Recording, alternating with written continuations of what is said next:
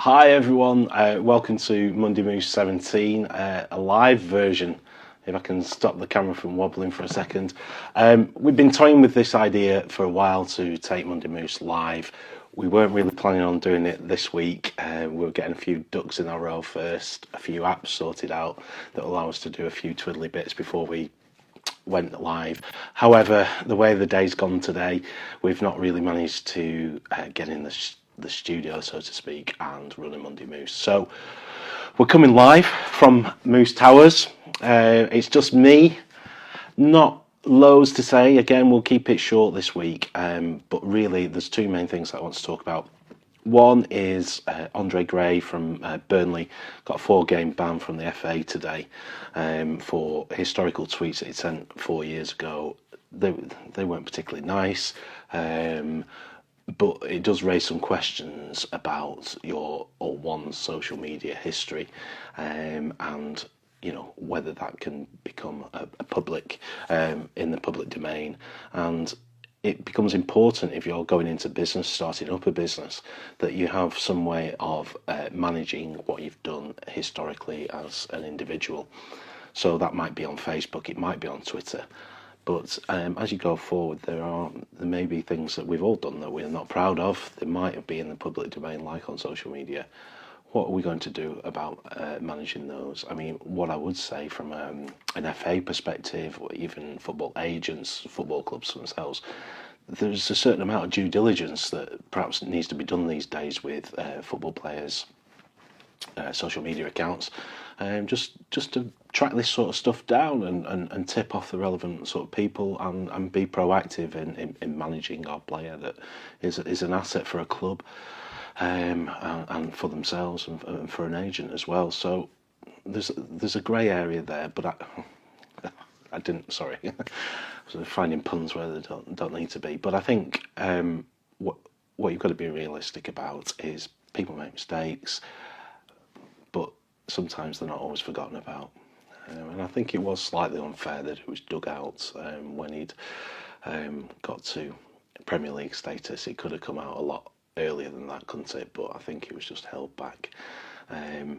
But if it had proactive management, maybe that could have been spotted and something proactive done in the first place. So there was Andre Gray, and this sort of got me thinking about one's voice on social media, really, because the main reason that I started Moose really is I had my voice, my authenticity suppressed for years. Really, I wasn't who I was. I couldn't find myself, if you want to be fluffy about it, and eventually found my voice, found out who I was, and I thought, well, this is relevant for what businesses need. They need to be able to expound who they are, what they do, and social media is the vehicle to be able to do that in a really positive way.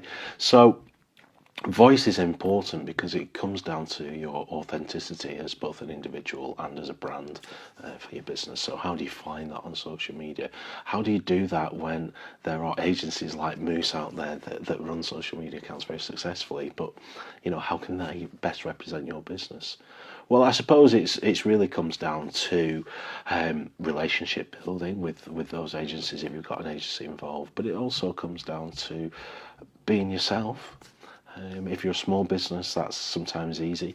If you're a larger business, it's about knowing your culture, knowing your product, knowing exactly what you represent. Knowing your story is really important because that narrative dictates how you communicate that to your potential customers.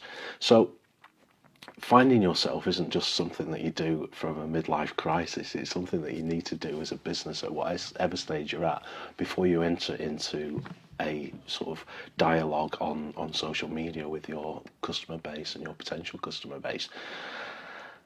And just to extend that a little bit more, we're really delighted actually today that in fact it was last week that we got notification that Sarah has been nominated for a Women in Business award from Downtown in Business.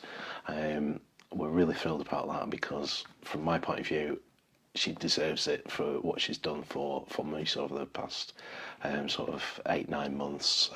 Been absolutely incredible in terms of her wealth of experience that she brings, knowledge of social media that she brings, but also the relationships that she builds with our clients. And I think, you know, her nomination for that is testament to the hard work and her attitude and her skill set and knowledge.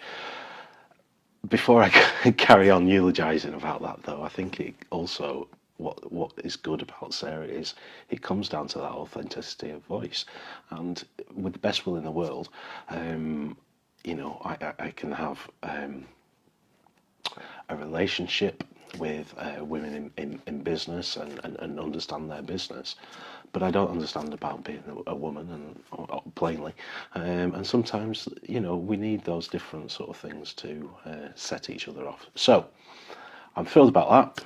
I'm thrilled about what we can offer as Moose. It's a live venture, is this, so no fancy things going on just yet, although we're planning that. Lots of exciting things going on for Moose at this moment in time, but we'll hopefully do a normal one next week when we have got the wonderful Karen Thames as our guest next week. Karen Thames from the Business Network across East Lancashire. So she'll be dropping in to tell us a little bit about that and how that works, and really look forward to it. So catch them. In the meantime, this is your Monday Moose, and we will see you soon. Okay, bye. Thank you.